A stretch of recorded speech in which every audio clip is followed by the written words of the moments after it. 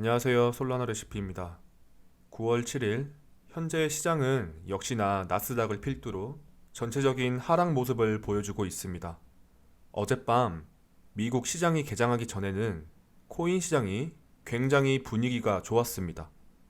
그러다 미국 시장 개장 이후 점진적으로 하락하다 새벽 2시경에 갑자기 비트코인이 크게 무너지면서 코인이 전체적으로 하락한 모습을 보여줬습니다. 반대로 안전자산인 달러는 1380원을 터치했고요. 전체적으로 알아야 하는 것은 위험자산에서 안전자산으로 이동하는 모습을 보여주고 있지만 결국 시장에 풀린 통화의 총량은 줄어들지 않는다 라는 것입니다. 현재 위험자산이 하락하는 것은 경제 사이클적으로 당연한 것입니다. 오른쪽은 골드만삭스가 예측하고 있는 인플레이션 지표인데요. 저 정도의 수치까지는 아니지만 인플레이션은 막을 수 없습니다. 눈에 보이는 미디어에 현혹되지 마세요. 예를 들어서 현재 인플레이션을 잡는다는 명목으로 금리를 올리면 두 가지 효과가 나타납니다. 첫 번째는 달러율의 상승, 두 번째는 경제 침체입니다. 금리를 올려서 인플레이션을 한시적으로 잡는다고 쳐도 첫 번째로 통화의 총량은 줄어들지 않고 두 번째로 공격적인 금리 상승으로 인한 반사적 효과로 경제가 침체되면 그에 상응하는 복지 정책을 내놓고 정책 실현을 위해 다시 양적 완화를 진행하면 다시 인플레이션은 농축됩니다. 그러면 또 위험자산은 우상향하죠. 당장 눈에 보이는 하락에 집중하지 말고 한 번 더 생각해보는 것도 좋을 것 같습니다. 비트코인 공포지수는 여전히 중립과 공포 사이를 머물고 있고 이는 아직까지 위험자산에 대한 투자자들의 불신을 보여주고 있습니다. 오른쪽은 9월 4일 이후 미실현 순수익을 보여주는 온체인 데이터입니다. 미실현 순수익은 826% 과도한 증가를 보였는데 결과적으로 이 미실현 수익이 급증할 경우 단기 수익 실현 등으로 단기 가격 변동성의 요소로 작용할 수 있습니다. 어제 분명히 암호화폐 시장은 장이 좋았었는데 미국 시장이 개장하면서 주가가 좋지 않은 모습을 보이자 위험을 감지하고 단기 수익 실현으로 가격에 변동성을 준 것 같습니다. 환율이 1380원을 터치했습니다. 해당 환율 구간은 비트코인이 탄생한 2009년대의 시세와 매우 동일한데요. 비트코인을 개발한 사토시는 2008년에 국제금융 위기를 경험하면서 중앙금융 시스템에 대한 문제가 있다고 생각했고 금융을 컨트롤하는 중앙 주체가 없는 탈중앙화 화폐를 만들어야겠다고 다짐하며 비트코인을 만들어냈습니다. 중앙금융 시스템에 눈에 띄는 문제는 양적 완화입니다.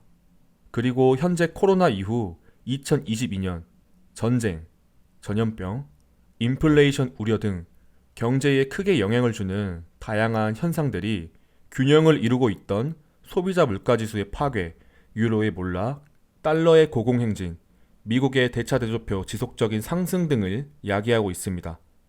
여기서 종국적으로 제일 큰 현상은 인플레이션이죠. 사토시의 뜻처럼 탈중앙화 자산이 현재의 중앙화 금융 시스템이 야기한 문제를 해결할 수 있을지 지켜봅시다. 기사를 한번 살펴보죠. IMF가 새 보고서에서 암호화폐 기능이 틈새 상품에서 투기적 투자, 약세 통화에 대한 해지, 결제 수단으로 전환됐다고 진단했습니다.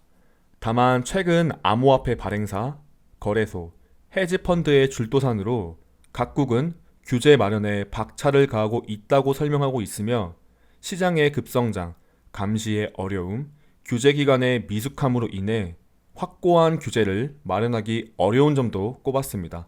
일단 전통 금융권의 규제를 쉽게 적용할 수 없죠. 암호화폐의 업계에는 기존에는 볼 수 없는 개념이 너무 많기 때문입니다. 채굴자, 밸리데이터, 프로토콜 개발자 등이요. IMF는 팬데믹 이전 가상자산이 기존의 자산 주식과의 연관성이 거의 없었다고 분석한 적이 있었습니다. 하지만 코로나 이후 두 자산군의 상호 연관성이 높다고 발표했습니다. 이는 코로나19로 중앙은행이 자본시장의 유동성 공급을 늘리자 개인과 기관의 가상자산 투자가 늘어났는데 이를 통해 가상자산이 주식과 함께 주요 투자 수단으로 편입됐다는 설명이죠. 코로나19로 인한 중앙은행의 유동성 공급으로 가상자산 투자가 늘어나면서 주식과 같은 투자 수단으로 편입된 움직임, 한마디로 인플레이션 해칭을 위한 수단으로 IMF도 보고 있는 것입니다. 두 번째 기사입니다. 싱가포르 최대 은행 DBS가 침체된 시장 상황에도 불구하고 암호화폐 관련 사업을 확대하겠다는 입장을 표명했습니다. DBS는 하나 약 640조 원의 자산을 보유한 현지 최대 금융기관입니다. DBS는 지난해부터 통화청 산하 DBS 디지털 거래소 사업 허가를 받아 기관 및 자산가 고객에 암호화폐 서비스를 제공하고 있었습니다. DBS 측은 현재 고객은 1000명 미만이지만 가까운 시일 내 자체 모바일 뱅킹 앱을 통해 아시아 대형 30만 명으로 서비스를 확대 제공할 예정이라고 하며 더 많은 고객에게 서비스를 제공하고 이용 방안을 간소화할 것이라 포부를 밝혔습니다. 현재 이런 글로벌 대형 금융 기업도 시장 상황을 고려하지 않고 사업을 확대하겠다는 표명을 하고 있죠. 이들이 바보일까요? 그들이 시장 악화에도 불구하고 가상자산 시장에 뛰어드는 것에는 다 이유가 있겠죠. 블랙록부터 DBS, 각종 정부 기관들이 시장 약세일 때 어떤 움직임을 보이는지 눈을 뜨고 지켜봐야 할 것 같습니다. 마지막으로 솔라나에 대한 이야기 하나만 하겠습니다. 현재 솔라나에 대해 대외적으로 큰 문제를 삼고 있는 것이 바로 네트워크 다운입니다. 이게 엄청 큰 일인 것처럼 유난을 떨지만 다른 코인들이 아무 문제가 없는 이유는 아무 일도 하지 않기 때문입니다. 성공하고 쟁취하려면 도전하고 넘어지고 일어서야 합니다. 우리가 주목해야 하는 것은 넘어지고 개선하려는 의지, 얼마나 개선이 되고 있고 실패를 두려워하지 않는지입니다. 암호화폐 시장 자체가 미숙하고 불안정한 시장입니다. 차후에 상대적으로 필요가 없어진 코인들은 사라질 것입니다. 그러면 시장의 선택을 받기 위해서는 끊임없는 도전을 통해 자신을 가공하는 일입니다. FTX의 CEO 샘 뱅크먼도 포춘지와의 인터뷰에서 솔라나의 그런 점을 언급하고 자신이 솔라나를 좋아하는 것이라 말한 적이 있죠.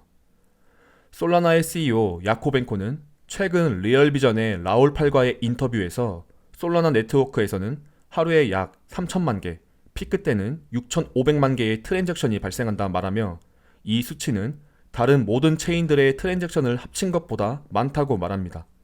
비교를 하면 BNB 체인은 우리보다 10분의 1, 이더리움은 30분의 1 수준에 불과하다고 말하고 있습니다. 코인쉐어의 기관 투자자 유입 지표나 NFT 성장률을 보면 솔라나의 가격은 시장 때문에 지속적으로 하락하고 있으나 솔라나는 작년보다 더 발전했다는 것은 틀림없는 사실입니다. 외적 요인으로 인해 내적 가치를 못 보는 오류를 범하지 않는 것이 좋은 투자를 만들어낼 것이라 생각합니다. 오늘의 영상 여기까지입니다. 감사합니다.